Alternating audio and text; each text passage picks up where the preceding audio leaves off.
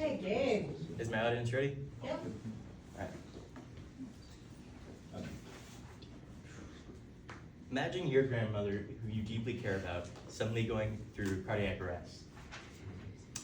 She has a valid DNR, it's clearly posted, but the service providers that are currently there don't know how to tell between a DNR and if it's valid or not. So they just start full CPR, and in front of your family and your grandmother, you all have to witness her go through something she doesn't want to do, which could be a very intense CPR that ends up hurting her, and she goes through something that she feared because she had a DNR. Her peaceful moments are taken away from her, and your family is left heartbroken, questioning the strong faith you once had in emergency services.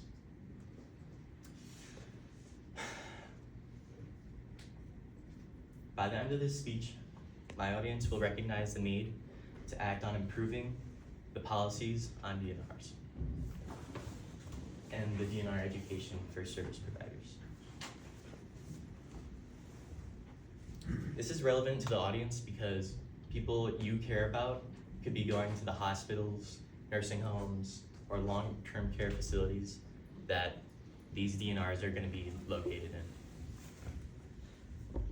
I'm Gabriel Molina. I've personally seen my fair share of things during my training to become a CNA, and I think it's really important on educating people on DNR orders, and I think it's something we need to take seriously.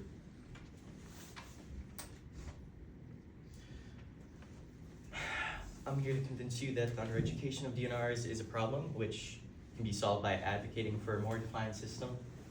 If we do, we can reduce the already huge burden for providers, but if we don't, it could lead to a loss of trust in the healthcare system and service providers. Let's begin with my first point, that there's a problem with the already existing education system of DNRs for service providers. A total of 409 physicians completed a questionnaire.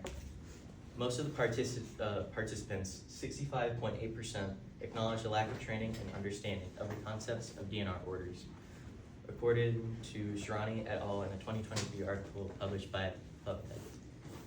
This means the very people responsible for honoring the wishes and preferences don't know what they're kind of doing. So, additionally, DNRs can be frequently misunderstood in even a controlled medical setting. So, patients undergoing elective procedures have found that the presence of the DNR increased death rates despite no difference in disease rates. About 13% of patients with DNR orders in place died within the first 30 days after surgery, compared to just under 6% for those without DNR orders, according to Bakari in a 2021 article published by E7 Health. This shows that a simple misunderstanding of a DNR can change the level of care provided by service providers, but it's also important to know that it's not entirely their fault, because in the 1960s, resuscitation referred primarily to CPR, but by the 90s, medical literature began using the term as a catch-all or like a blanket term for other medical interventions that would be to bring back a patient outside of cardiac arrest. The scope of standard DNR did not change, but liberal usage of resuscitation created confusion, according to Taylor in a 2024 article published by Becker's Hospital Review. So the problem isn't just poor training provided, but it's also the flawed education system that is given to the physicians treating people in hospitals or long-term care facilities. And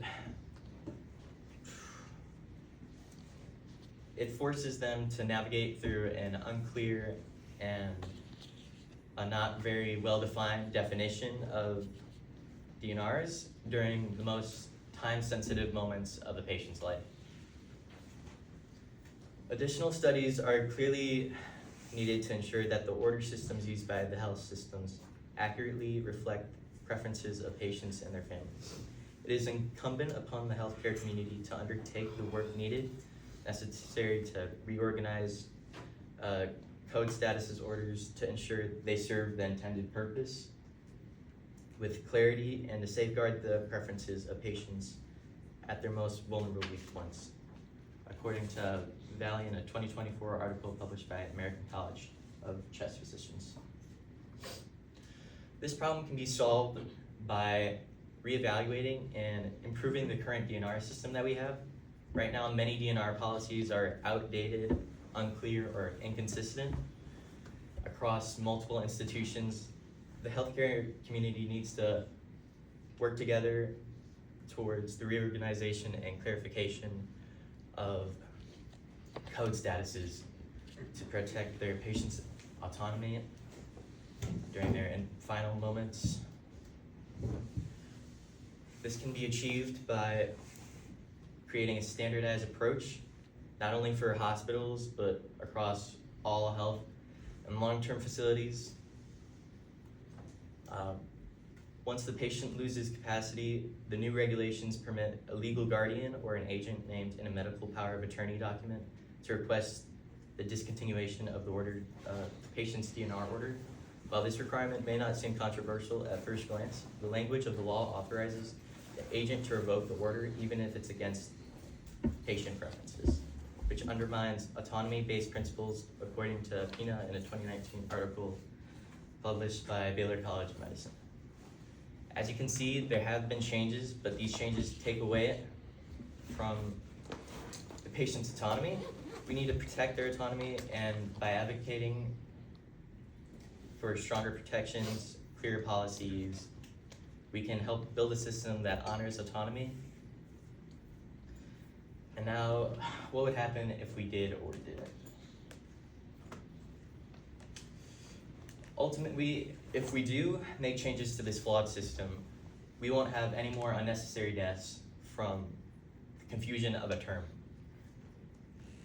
Something that meant to not intervene when someone is actively dying, but had been confused for not intervening when they aren't dying. So giving them care even when they aren't dying. However, if we really can't make this change, multiple loved ones will continue being neglected, and many more service providers will be left in puddles of burden, guilt, and people will see the neglect of their loved ones and lose their once strong faith in the medical system designed to save them. In conclusion, DNR orders play a critical role in ensuring that patients' wishes will be honored during serious medical situations. They will help prevent unnecessary suffering by stopping unwanted or invasive procedures. Proper education is important so that these decisions are recognized quickly and are respected without hesitation. And when DNR orders are understood and followed, patients receive care that goes along with their values and preserves their dignity. And finally, improving DNR awareness will lead to a more compassionate, respectful, and ethically sound end-of-life care. And back to the grandmother, if this really does happen, she will have her wishes respected and she'll be able to pass on peacefully. Thank you for listening.